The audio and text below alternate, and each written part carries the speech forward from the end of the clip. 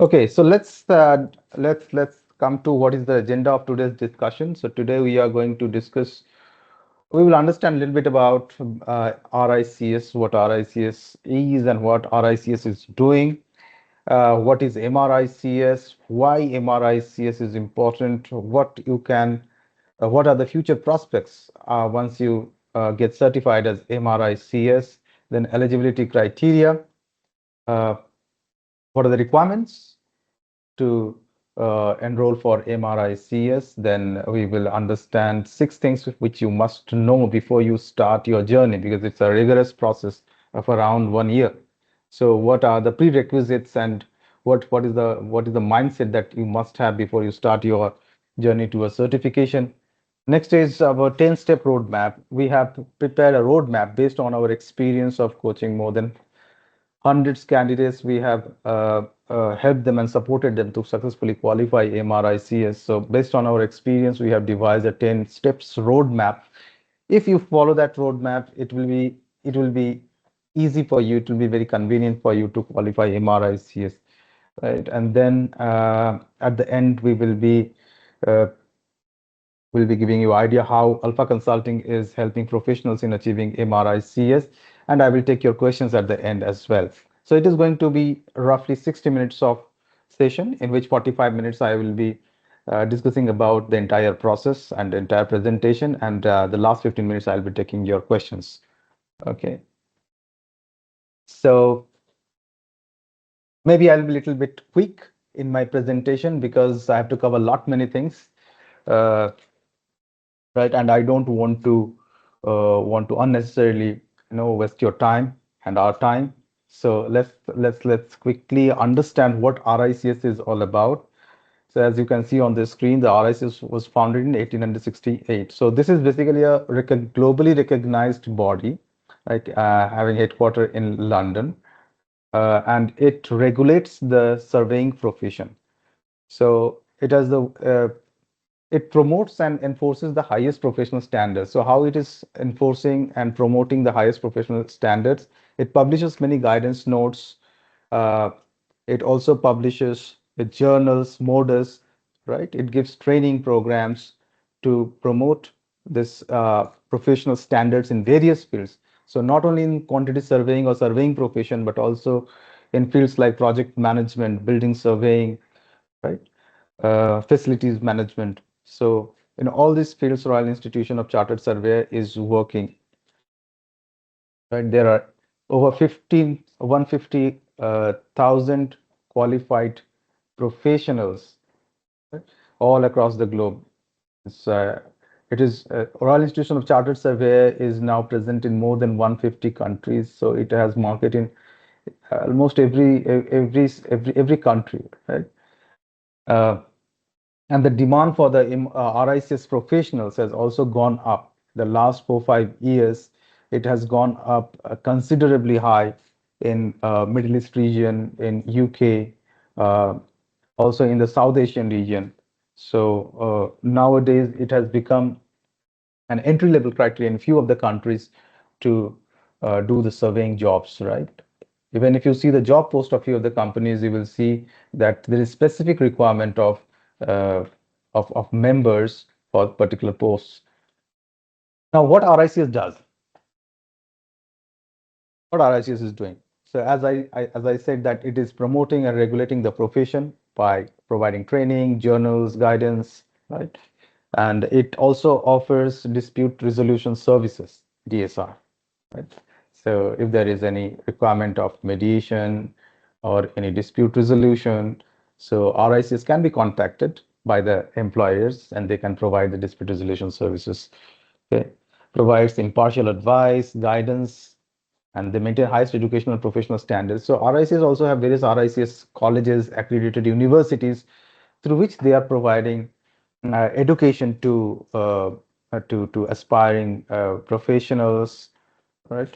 And they protect client and consumers through strict code of ethics. So RICS has a strict code of ethics, which is enforced on the members and the RICS regulated firms. So and that is how RICS is regulating the profession, regulating the members and the firms.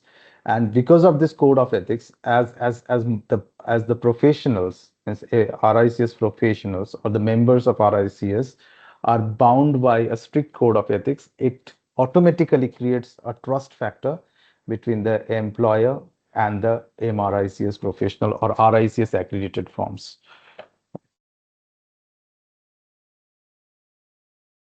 Okay.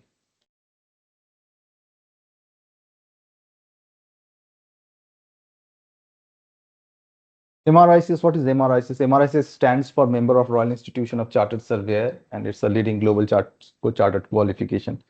So MRICS has different pathways. You can achieve MRICS through quantity surveying pathway, project management pathway. There are 22 pathways through which MRICS can be achieved. And there are several routes to achieve it as well. So we will discuss it going forward. It is recognized as a stamp of excellence. Rather, I will say MRICS is a mark of trust between the employer and the professionals. Right? So the MRICS professionals are seen as a trusted professionals in the market. Okay, benefits of MRICS. So there are many benefits. I have highlighted few of them. If you go to RICS website, you will get to see all these things. I will not go into details of each of them, but few things I would like to mention is that MRICS is a global standard. If you achieve MRICS from any part of this world, right, you will be equally recognized all over the world. Say, for example, a professional who is qualifying MRICS from Middle East will be equally respected if he or she wants to work in UK or any other part of the world where RICS has their market, right? So they are equally respected. It's a global standard.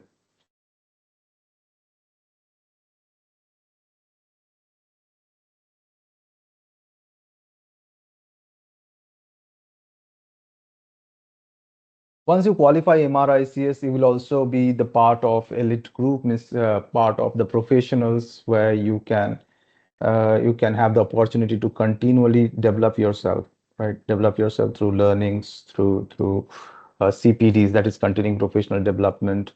There are many courses from RICS which you can also access at a discounted prices. So MRICS have lot many advantages apart from what is listed on the screen right now.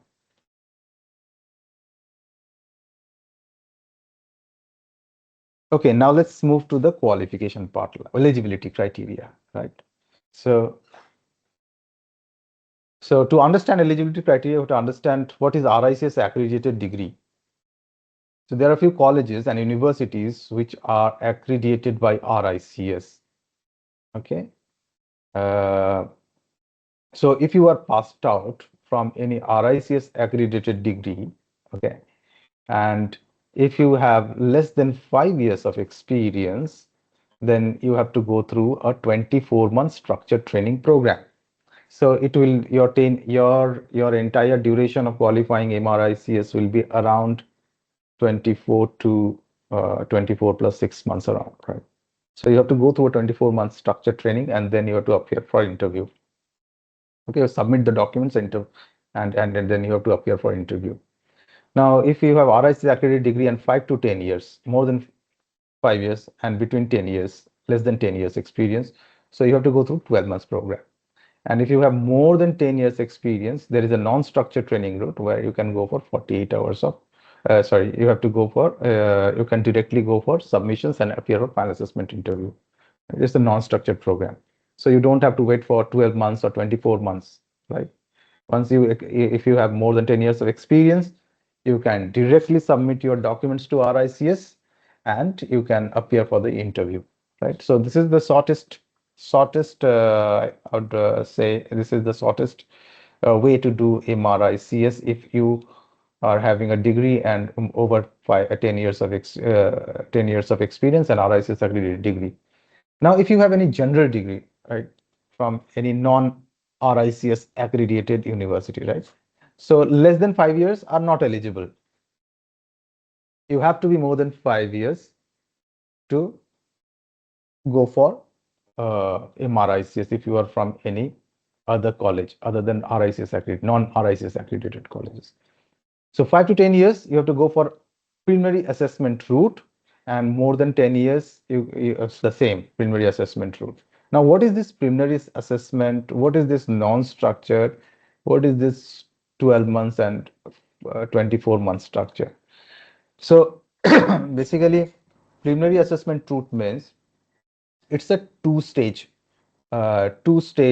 process, preliminary assessment.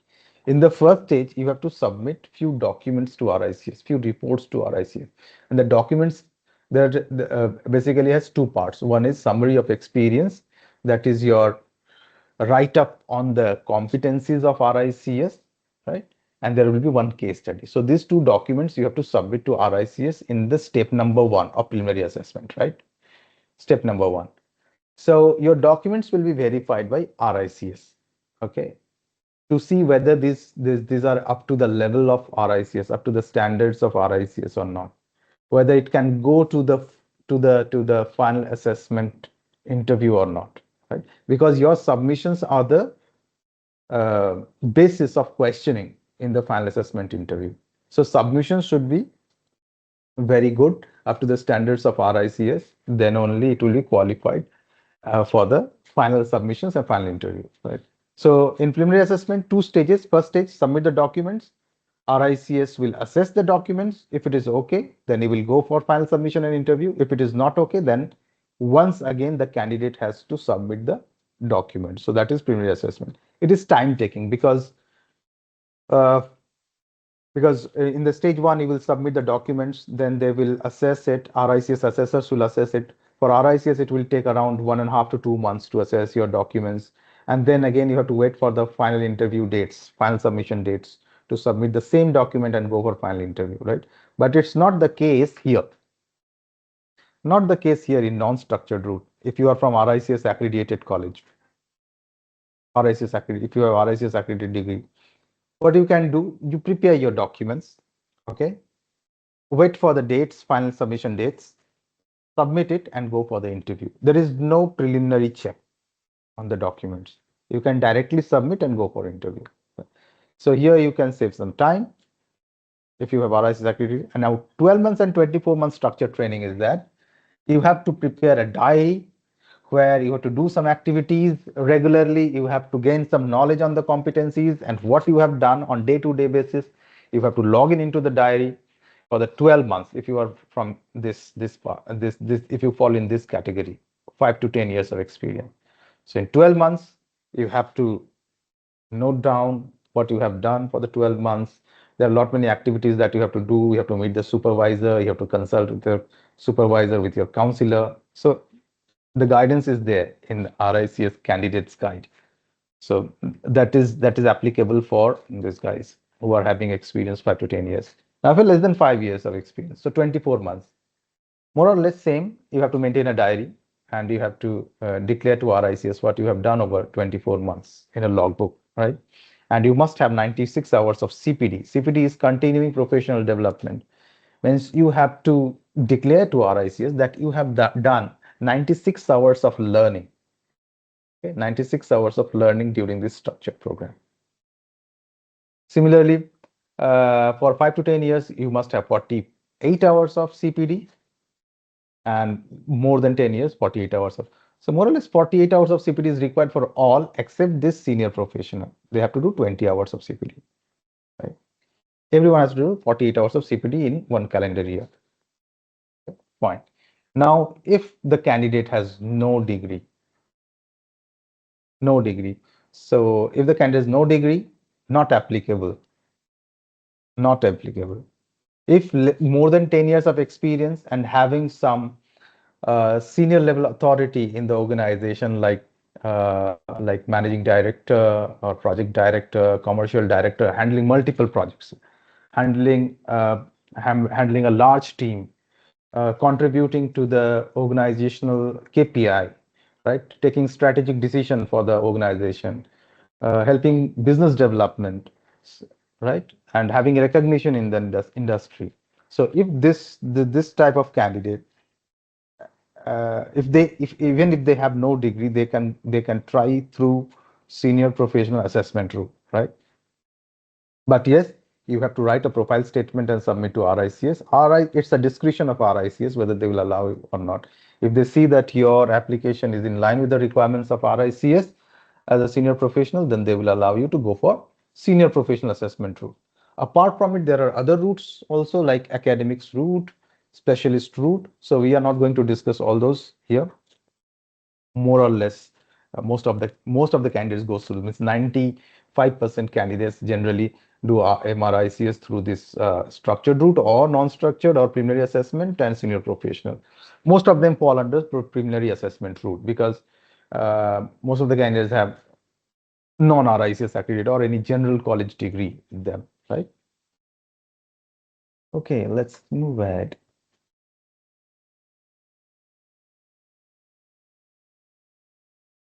These are few terminologies which we will be using throughout this presentation, so you must be aware of it. Route. So there are different routes like senior professional, preliminary assessment route, structured, non-structured route, specialist academic route, right? Pathways, 22 pathways are there. Like quantity surveying, construction, project management, valuation, facilities management, etc. Building surveying is also there, right? Now, how you will understand what will be your pathway. So your pathway is dependent on what role you are currently playing in your organization and how your career has developed so far, right?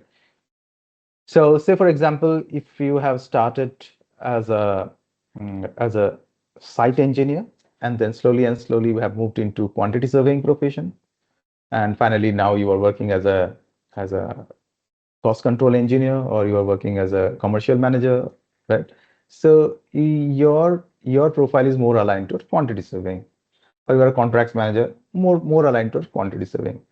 Now, if you are more towards planning and programming, right? And if you are doing project planning sort of things, so you will be in the project management, or you are just simply was doing project management work in the organization. So you will be like leading people, taking decisions for the for execution, quality management.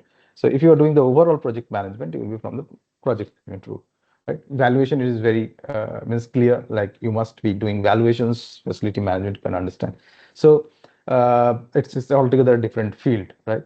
Mainly candidates confuse between this quantity surveying and project management because there is a mix and match of different roles they have played throughout their career.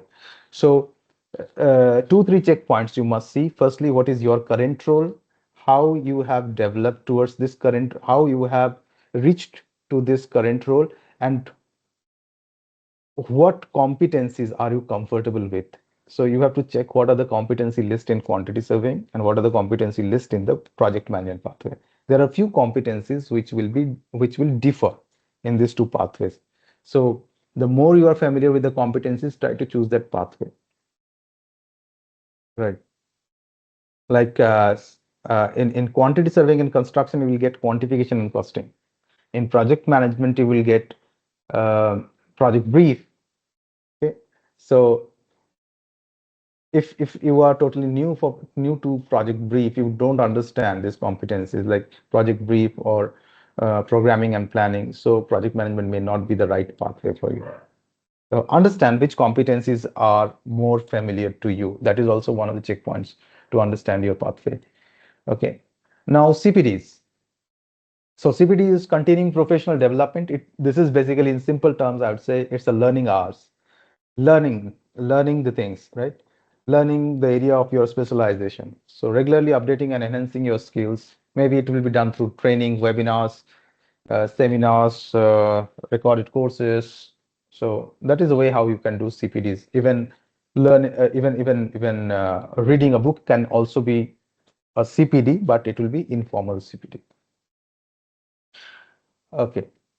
Uh, by the way, informal and formal CPDs I will be discussing going forward, right, in this session. Okay, competencies. Competencies. So competencies are the list of tasks or functions you must be skilled at. In simple terms, I would say competencies are the subjects for a particular pathway or knowledge areas for a particular pathway. Like in quantity surveying and construction, you will get 19 competencies, 19 competencies, uh, like contract practice, quantification, costing, procurement, tendering, commercial management. So these are the competencies for quantity surveying and construction pathway. So you must be skilled at that if you are applying through that particular pathway. You uh, must have the practical experience of uh, uh, demonstrating those competencies in your day-to-day work. Right?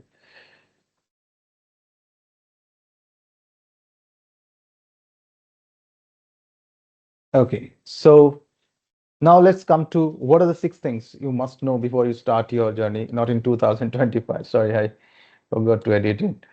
Okay, it's 2026. So for 2026, if you're starting your journey, so what are the things you must have in your mind? First, your why should be very clear why you are doing it. Is it an organizational requirement or your personal goal to achieve it? Why? Okay. Who can be your counselor? Because RIC, it's a mandatory requirement. If you go through MRICS, you need to have a counselor. So you can nominate any MRICS or FRICS whom you know personally or in your organization. You can nominate them as your counselor. But yes, those counselors or those people should be ready to help you out in this process. Okay, they must be willing to help you. Okay, because they play a very important role in your MRICS certification. The route and pathway you are eligible for. Understand which route you are eligible for. Okay, uh, many candidates, uh, though they are eligible for senior professional route, they go through APC prelims route because they don't know that they don't understand how to go through it, or maybe they are not aware of such routes. So understand whether you are eligible for senior professional or not. Try to consult with RICS. You can write to RICS with your CV. They can also guide you, right? What can be the route, whether you are eligible for senior professional or not. Right? If you go through senior professional route, and if you are playing a senior professional role in your organization, then it will your timeline will be shortened, right? You can do it in much lesser time than APC prelims do. Okay, so understand what route you should follow, what pathway you're eligible for, and then what are submission dates for your region, right? Accordingly, we'll plan your enrollment with RICS and understanding the competencies, writing the documents to submit in the window. So the first step is submitting the documents in the during the RICS submission window. So every region has different submission window, submission dates basically, right? In Middle East, we have 2 submission dates. Uh, in UK, I think it's 2 submission dates. In South Asia, we have 3 submission dates. So no submission dates of your region because you have to plan accordingly. Okay. There are specific dates for final interview as well. There are specific date for final submissions also. So final submissions are generally the final submissions are the submissions which are done before the final interview. Means these submissions are done for the final interview. Okay. Okay. Now next is what documents should you follow or refer to? Okay. So once you start your journey, you must be familiar with RICS Candidates Guide and RICS Pathway Guide pertaining to your pathway. There are different pathways. Every pathway has their own pathway guide. Okay. So these 2 documents you must follow. If you are applying through senior professional route, then you must follow senior professional applicants guide.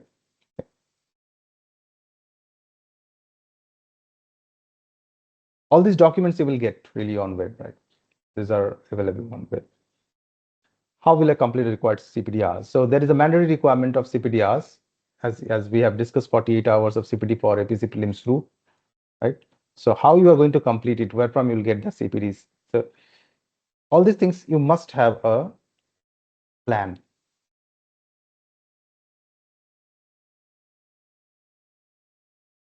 10 steps.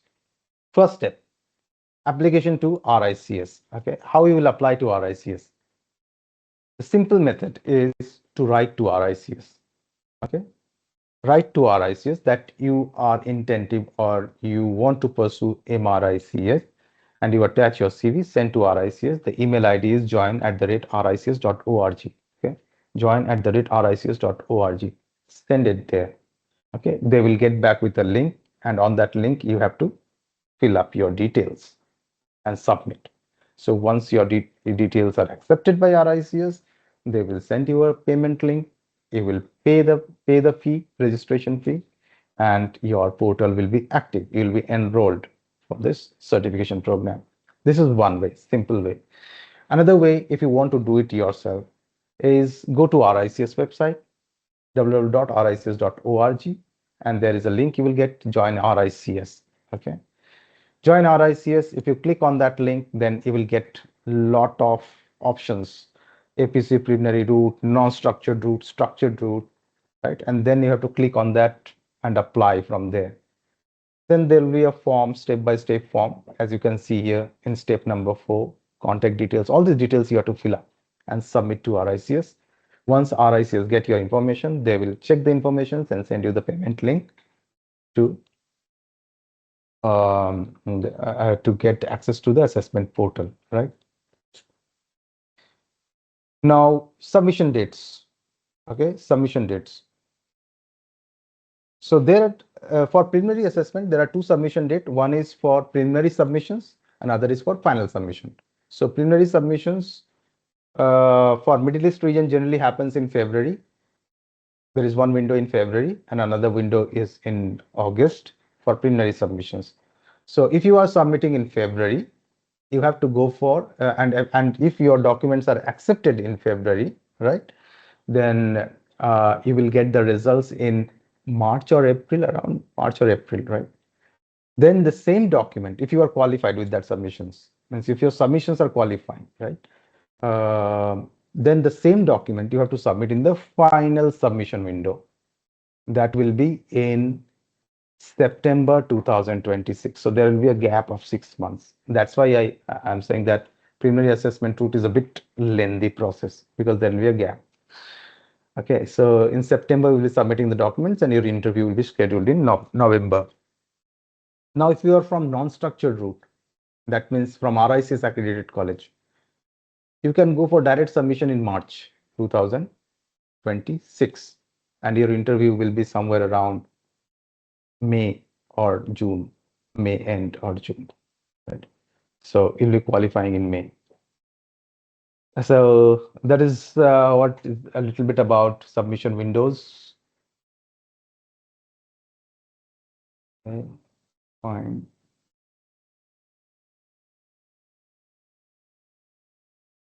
Selecting a coach or counselor is important part. Okay, so specifically when you are doing it through structured route, you need a long association with your counselor, around 24 months, 12 months. So there your counselor has to be involved in mentoring you, training you to prepare your diary, to prepare your submissions, to prepare you for this final assessment interview. Right? The mentor, the counselor has a role in understanding the competency gaps, then helping you to select the case study, vetting your submissions, because the counselors have to approve your document on the RICS portal, right? So they will vet your submissions, the case study and summary of experience, help you in final interview preparation, and keeping you motivated throughout this process. Okay, so try to get somebody with whom you, who is available to guide you. Now, competencies. So these are the list of competencies for quantity surveying pathway, right? As you can see, there are 3 types of competencies. One is mandatory, other is core, and third one is optional. Okay. So mandatory competencies are mandatory for all the pathways, it's irrespective of pathway. So there are 11 mandatory competencies, and there are a few level 1, level 2, and level 3 written on the competencies. Like these are level 1 competencies, these are level 2, and this one is level 3 competency, mandatory competency. So what is this mandatory competency? This is about general business understanding, or basic ethical understanding, or attitudinal and behavioral skills, right? So this is what forms the mandatory competency: ethical, behavioral, and basic understanding of the business skills. Okay, next is about core competencies. So there are 6 core competencies in quantity surveying pathway. Okay, and these are technical skills of that particular pathway, right? And now optional. So you have to select 2 competencies. These are also technical competencies, but you have selection. You have a choice from this list. You have to select 2 out of this technical competencies, and so it total forms 11 plus 6 plus 2, 19 competencies. Right. Now, what is this level 1, level 2, and level 3? So level 1 competencies are all those competencies where you must have knowledge, basic understanding, theoretical knowledge of that particular competency, right? Level 2 means you must have knowledge and you must have practically implemented that in your work, in your profession. So it is about practical application of that particular competency. Say, for example, health and safety. It is a level 2 competency. So you must know about health and safety, level 1 understanding, and level 2 means you must have implemented the knowledge of health and safety in your work, right? Like attending the health and safety meetings, or enforcing health and safety regulations at site, right? Or maybe budgeting for health and safety, ensuring that health and safety insurances are taken at site. So these are the things which you are practically doing, right, pertaining to health and safety. Similarly, for communication and negotiation, this is a daily job for every professional, right? You are practically demonstrating it in your job. So how you are demonstrating it, you have to write in your document. Now, what is level 3?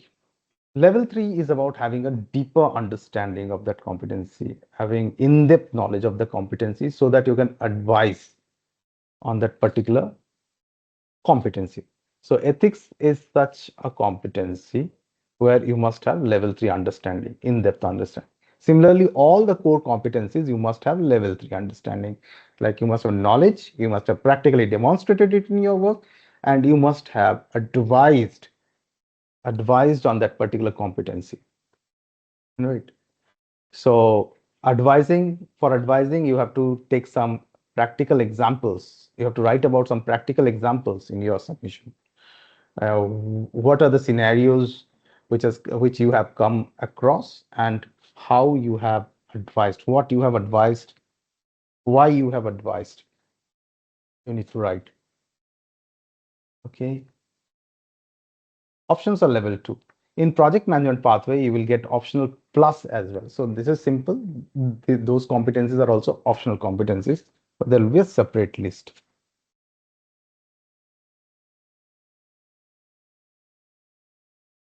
Planning your submissions.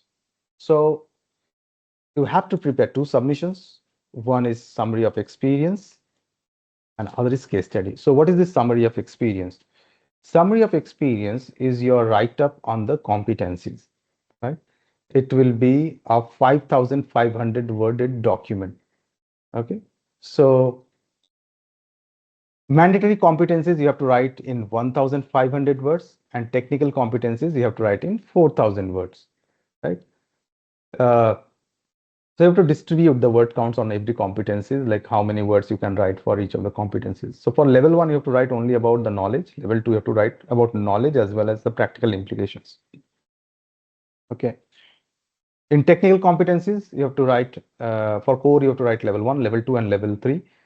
And you have to write what you know about the competency in level 1. In level 2, you have to write about how you are practically demonstrating it in your work.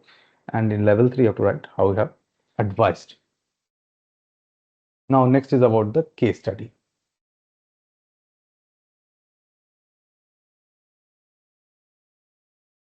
So this is the second document that you have to prepare. Okay. So case study, it is 3000 worded document. You cannot exceed a single word beyond 3000 or else your document can be disqualified, right? Can be disqualified. So case study is maximum of 3000 words. It should be based on your real life project, which you are involved in the last 2 years. Its validity is 2 years. Okay. You cannot take any older project and write the case study. So here you will write about what situation, what issues or challenges you have faced, how you have resolved it, what advice you have given to resolve it, right? And what are the outcome of your advice. So generally the structure of a case study is in 4 parts. Introduction, my approach, my achievement, and conclusion. So in introduction, you have to write about the project details and what is your role in that project. Okay.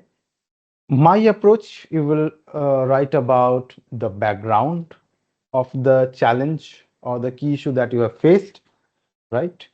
And then you will provide few options to resolve the challenge. Okay.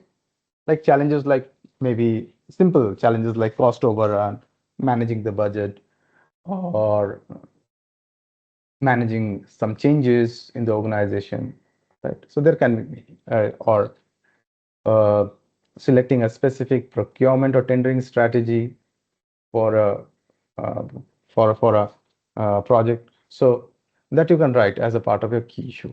Okay, but the key issue must be critical. Critical means it should be impacting the project constraints, time, cost, quality, and it should not be like a day-to-day work of a professional. It should be something that is really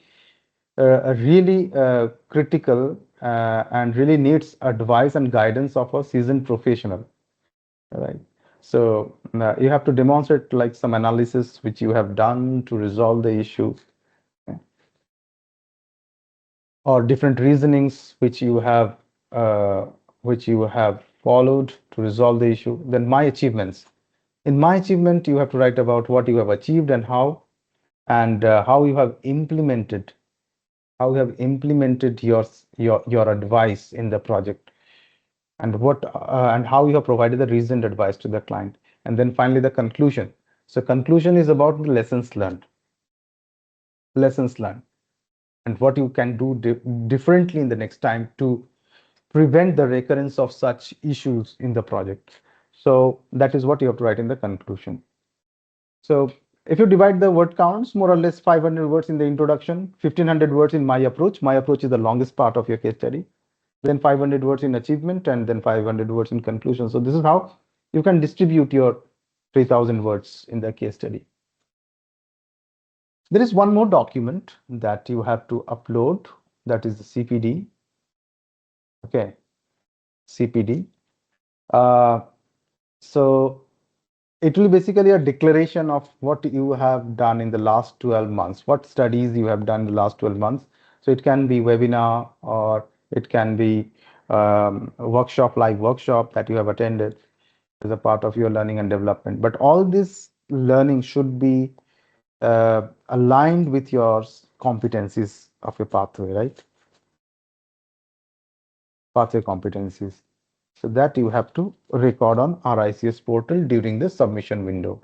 And your CPDs are valid for 12 means the CPDs which you have done in the last 12 months are only the valid CPDs. So it will be counted from the date of submission, going backward from the date of submission. Okay, fine. So these are how you can plan your submission. Submission writing generally takes 1 month after you understand the competencies. Means firstly you have to understand the competencies, then start writing the submissions. So it will take you around 1 month to write the submissions. Okay, and understanding the competencies, it depends on at what level you are working, how many years of experience you have, your qualifications. That there are many factors. Okay, completing 48 hours of CPD. So CPD, there are different types of CPDs like formal and informal. There are two types of CPD basically, formal and informal CPDs.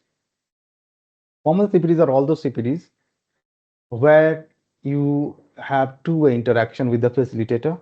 Like this CPD is also a formal CPD, right? Although your mics are off, but there is a provision that I can turn on your mic. Of course, I will do that at the end of the session, so we can interact. Two-way communication. You can resolve your queries, right? Then workshops, live workshops, courses. There must be a learning outcome. For the formal CPD, there must be a learning outcome, structured learning, and having a learning outcome.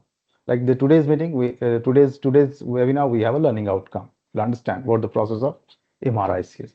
So these are some of the characteristics of a formal CPD. Informal CPD is about self-learning, self-study, or on-job learning, right? Where you are making your own assessment, your own learning sort of things, right? Or any other platform where there is a one-way interaction, that can also be informal CPD, right? So you have to declare 48 hours of CPD in which at least 50% should be formal CPD. At least 50% should be formal CPD. Rest you can do informal CPD.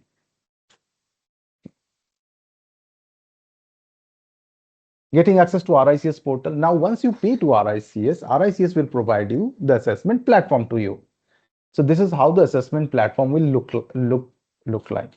Right? Once you log into it, here the candidate's name will appear. Here the candidate's name will appear, right? And the counselor name.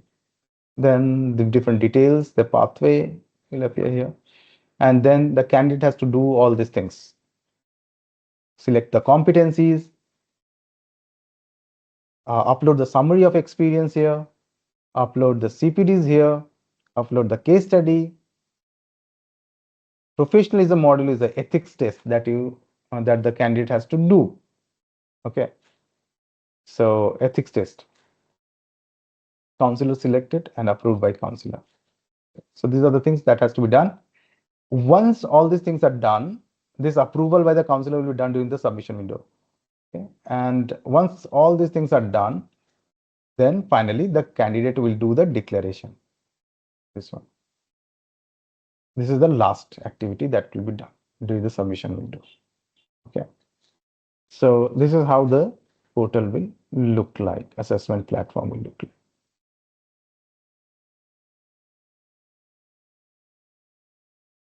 So you can download the templates of case study, summary of experience by clicking on this tab, okay, which is showing not started right now in summary of experience. If you click on this tab, you will get the templates of summary of experience. In case study, you will get the template of case study. Ethics test. So this is the professionalism module, ethics test. So if you click on this professionalism module, it will take you to a professional series of presentations and some animated videos to understand about RICS ethical conduct, rules of conduct, and then finally you have to appear for a test that is multiple choice question and answers, and there you have to qualify to complete this, right?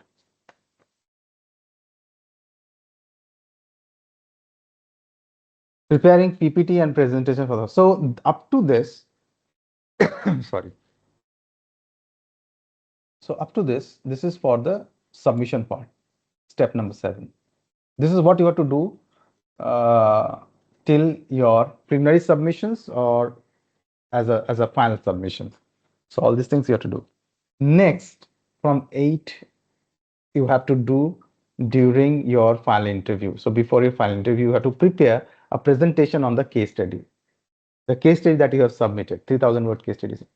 So on the basis of that case study, you have to prepare presentation, which you can deliver to the panel in 10 minutes during the final assessment interview. Okay. So there will be a 60 minutes interview during your final assessment, right? 60 minutes interview, 4 to 5 minutes of chairperson's opening, and then candidate's presentation on case study is 10 minutes. Then there will be questions on your case study presentation for 10 minutes. Then there will be discussion on the competency, questions on the technical competencies, mandatory competencies for rest of the time. So 60 minutes, in 60 minutes, 10 minutes, your presentation on the case study, 10 minutes, they will question you on case study, and rest, there will be questions on the competencies as a whole, right? So this is how the 60 minutes are planned. Okay. So before the final assessment interview, what you have to do, the first thing that has to be done is to prepare a PowerPoint presentation. Then practicing the delivery of PowerPoint presentation, because the presentation has to be done in 10 minutes, understanding the format of the final assessment interview, and then practice the probable questions which can be asked during the submission. So understand your submissions. Going through the submissions is very important, because questions in the final assessment interview will be based on the submissions itself. So you can anticipate that what questions can be asked to you during the final assessment interview. Okay. Now, doing mock interview. So before you go for your final assessment interview, you must go for a few mock interviews with your counselor or anyone you know who are qualified as chartered can help you out in the mock interviews. So you can do a few mock interviews. It can give you confidence. It will enhance your promptness to answer the questions. These are very beneficial. This can be a game changer for any candidate who is going for a final interview, right? So do mock interviews as many as possible. And then finally cracking the final assessment interview. This is about the final interview date. The interview will be online. Okay. So you have to ensure that the connectivity is well. Try to put some backup, maybe a system, additional system with additional connectivity. So that will help you. Say for example, now if there is something disruptions in the network connectivity, there will be 10 minutes to resolve it. If it is not resolved in 10 minutes, then it will be deferred to some alternate. The interview will be deferred to some alternate date, right? So cracking the final interview is not just only about the knowledge, it is also about mindset, right? Having the right mindset is very important before you go for the final assessment interview, right? So many candidates are scared, nervous before they go for the once they get the dates. It is, of course, it is very natural to uh, to become nervous before the interview. But if you prepare well and if you go with the right mindset means you must understand that this is the process of selection. This is not the process of rejection. RICS wants RICS wants the candidate to get the membership, right? And that's why the questions are mostly based on the submission. It is not like anything will be asked to you. It will be based on the submissions. The submissions that the candidate has written and declared that this is what they have done, they know. So the questions will be asked from there, right? So this will be a process of selection. Okay. And the assessment panel are the professionals, same like you. So they will be assessing you on the various. This will be a professional discussion basically. It's not like bombarding you with questions and then pushing you in the corner. It's not like that. It's a sort of professional discussion where you will be allowed to talk, and they will help you out in this process, right? So be in the right mindset and think like if you have qualified your prelims, if you have done your learning on the competencies, if you have devoted your time for this process, believe in your efforts, right?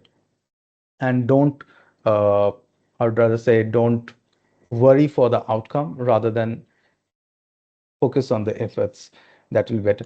Now, how Alpha Consulting will be helping candidates in getting this RICS certification? This is the first one is the one-to-one session for the submissions. You will get the CPD, means competency training, right? Competency training, both in live and recorded sessions. Apart from it, you will get one-to-one sessions on the submissions, guidance on writing the submissions. Then second is about competencies for classes for all the competencies, live classes for all the competencies. You will also get recorded sessions. So it's a sort of flexible program. If the candidates don't have time to attend the live sessions, they can go to the recorded sessions as well. Study resources, get access to study materials. Submission vetting will be done from our end. We can provide you mentors for this process of vetting your submissions. Then mock interviews, there'll be one-to-one mock interviews to help the candidates before they go for the final assessment interview, right? And support till the achievement of MRICS. Right? So this is what we are providing as a part of our services. Um, a few of the testimonials, all right? So these are the achievers of 2024, 2025 is still going on. Now the questions. So if you have any questions, you can ask. Let me enable the mics first.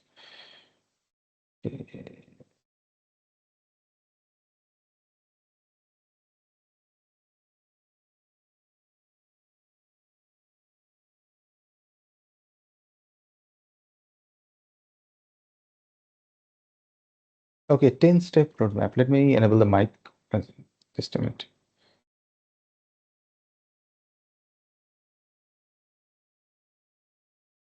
Settings, controls.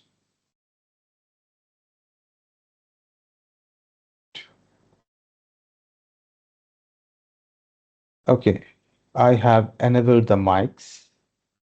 Okay, now let me see what is there in the chat box. Okay, please share the 10-step roadmap screen, Manas Gupta. Okay, fine.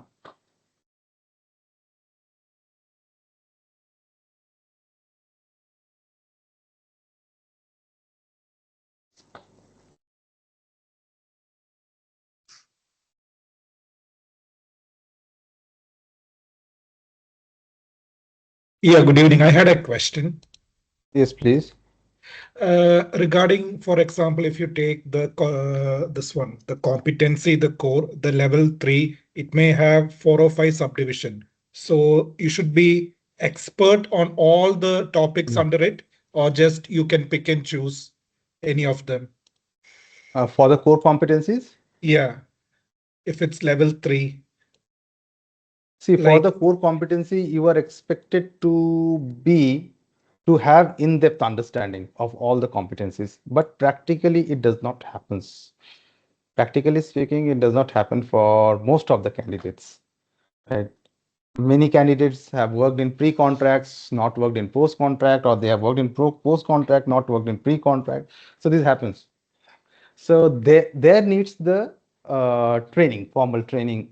If you have to get some more, more knowledge on the areas where you feel like you are not good at, or there are some competency gaps, so that needs to be covered through training programs and understanding the practical applications through, by discussing with your other departments.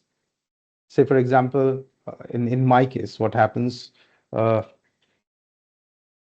my competency during my RICS, I have identified that my procurement area was not up to the mark. So there I have taken some training programs and also discussed with my procurement department, procurement and tendering department.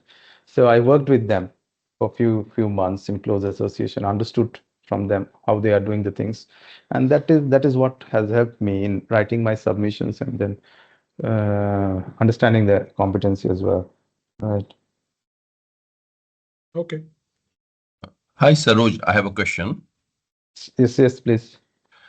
Saroj, can I take the ethics test and knowing the fact that I had selected counselor long back, which I'm planning to change. So let's say if I do a ethics test and then later on, can I change the counselor and do something like that? You can change the counselor anytime.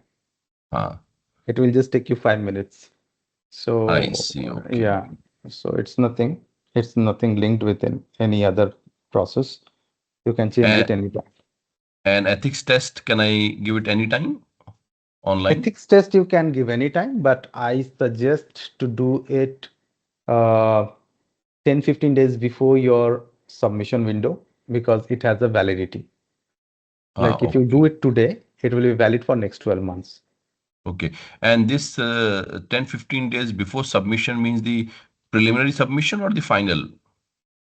See, basically during preliminaries you have to do it You mean to say, let's say without, yes, if I'm planning to make my preliminary submission, let's say in the month of February, so I should be giving it 2 weeks before that.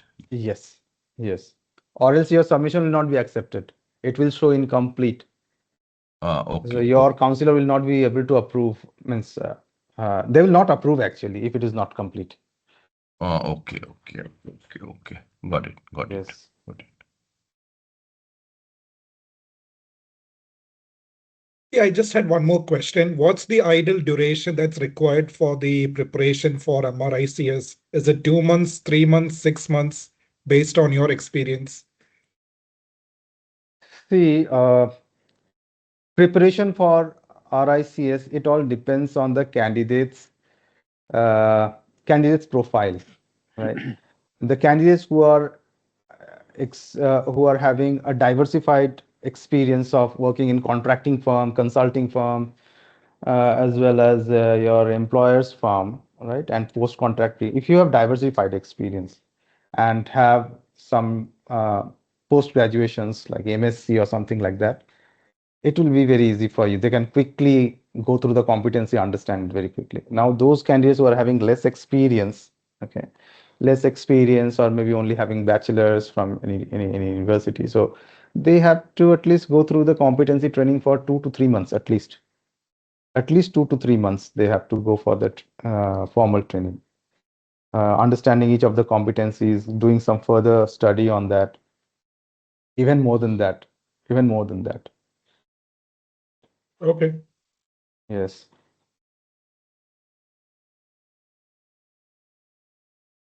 Basically, I have seen candidates struggling in level 3 because they have not advised in their projects. In their projects, yes. In their real life experience, they have not advised.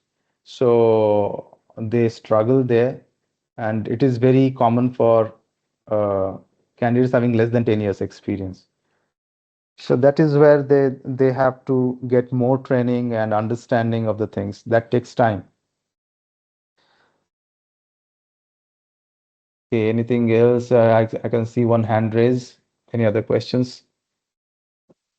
Mr. Saroj, this presentation will be available on e-learning platform, na? Yes, yes, I will try to upload this on YouTube as well, our YouTube channel, right? So this Okay. is a common program we generally do every year. Last Okay. year we have done also. All right. All right. Yes, yes. Okay.